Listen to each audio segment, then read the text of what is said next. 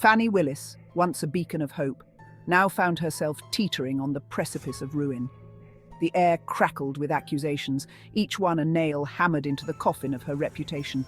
The whispers started subtly, like a gentle breeze rustling through the leaves. But they quickly escalated into a deafening roar, a storm threatening to engulf her entirely. Her fall from grace was as swift as it was shocking. Willis, the first woman to hold the esteemed position of Fulton County District Attorney, had campaigned on a platform of integrity and justice. She promised to be a voice for the voiceless, a champion for the downtrodden. Her words resonated with the people, igniting a spark of hope in their hearts. Now that spark flickered precariously, threatened by the dark cloud of suspicion hanging over her. The allegations against her were grave, striking at the very heart of her integrity. The first whispers of impropriety centered around a staggering sum $2.5 million. This money, earmarked for vital youth programs and initiatives combating sexual assault, had seemingly vanished into thin air. The accusation was as audacious as it was appalling. Had Willis, the champion of the vulnerable, diverted funds intended for their protection? The whispers grew louder, fueled by a steady stream of leaked documents and insider accounts. They painted a damning picture of extravagance and misplaced priorities.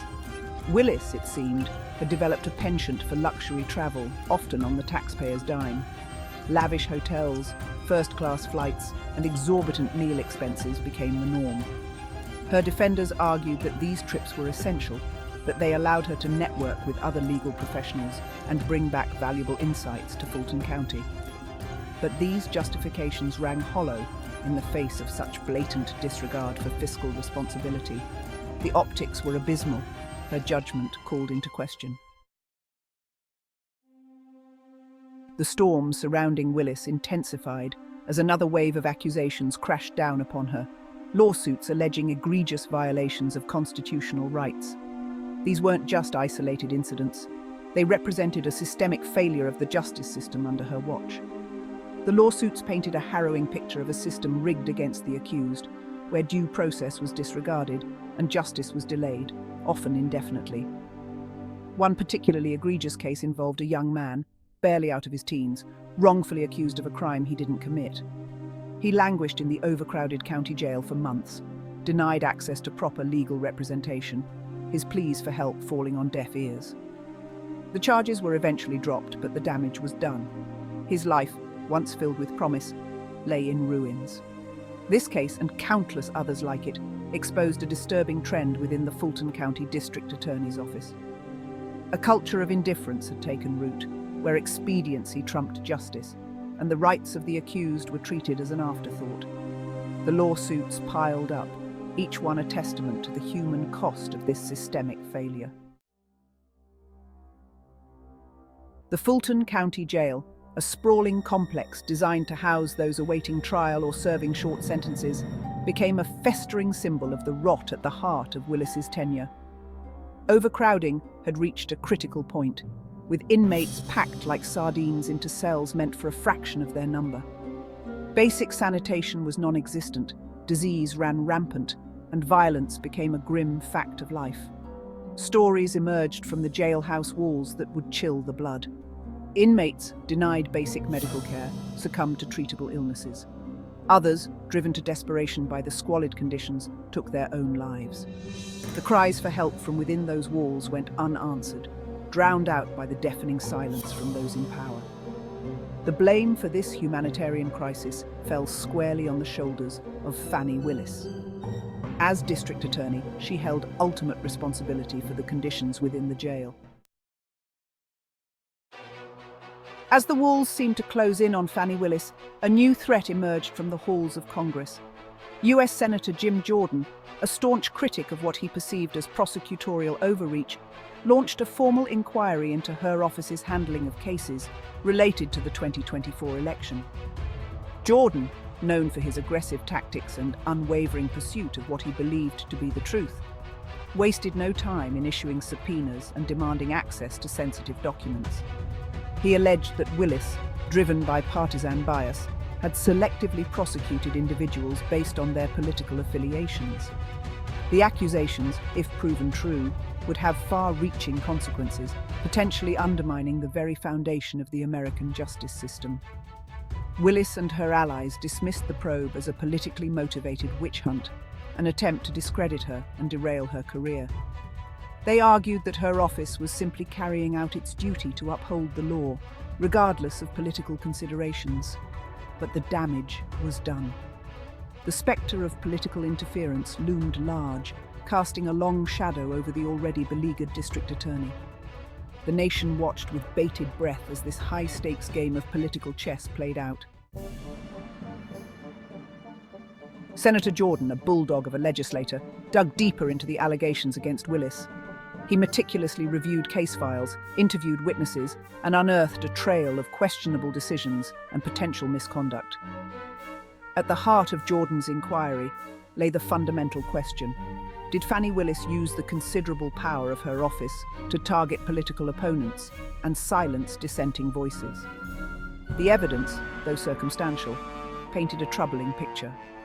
Cases involving individuals with ties to the opposing political party seemed to be fast-tracked, while those with connections to Willis's allies languished in legal limbo. The senator also raised concerns about the potential suppression of exculpatory evidence, information that could have exonerated the accused but was conveniently misplaced or never presented in court. This alleged manipulation of the justice system, if proven, would constitute a grave breach of public trust and strike at the very core of American democracy. The swirling vortex of scandal surrounding Fani Willis took an unexpected turn, plunging her deeper into the abyss of controversy. Whispers of an inappropriate relationship with a subordinate, Nathan Wade, began to surface. Wade, a relatively inexperienced attorney, had been given a meteoric rise through the ranks within the district attorney's office, fueled by what many saw as blatant favoritism. The rumors, initially dismissed as salacious gossip, gained credibility as evidence emerged, suggesting Wade received preferential treatment beyond his professional relationship with Willis. Lavish gifts, questionable promotions, and suspiciously large bonuses for someone with his limited experience raised eyebrows and fueled speculation. The allegations of an affair, if true, would not only tarnish Willis's reputation, but also call into question her professional judgment. The public, already reeling from the previous accusations, grappled with this latest revelation, their trust in Willis hanging by a thread.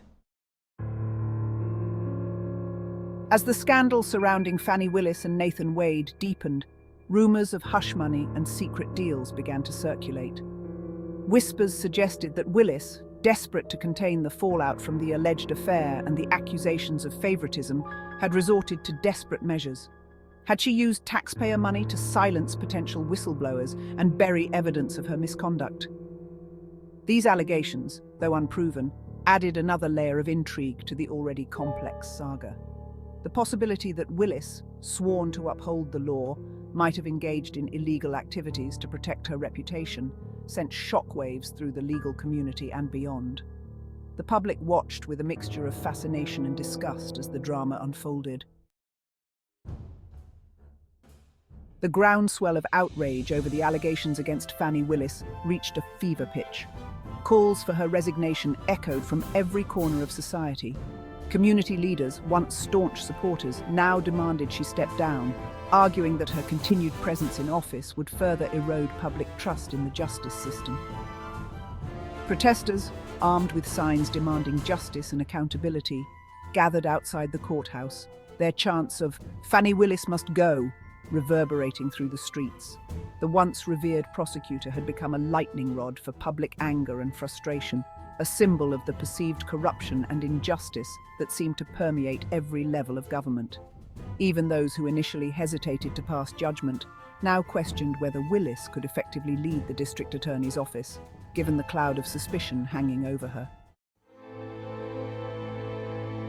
Fani Willis, once a rising star in the legal firmament, now found herself facing an uncertain future. The walls were closing in, the weight of the accusations threatening to crush her. The calls for her resignation grew louder by the day, fueled by a steady stream of revelations and a growing sense of public outrage. The once unthinkable, Indictment, trial, and even the possibility of imprisonment now loomed as a very real possibility. The legal battles, both personal and professional, promised to be protracted and brutal, taking a heavy toll on her finances, her reputation, and her mental and emotional well-being. The only certainty was that Fani Willis's life, once defined by ambition and the pursuit of justice, had been irrevocably changed.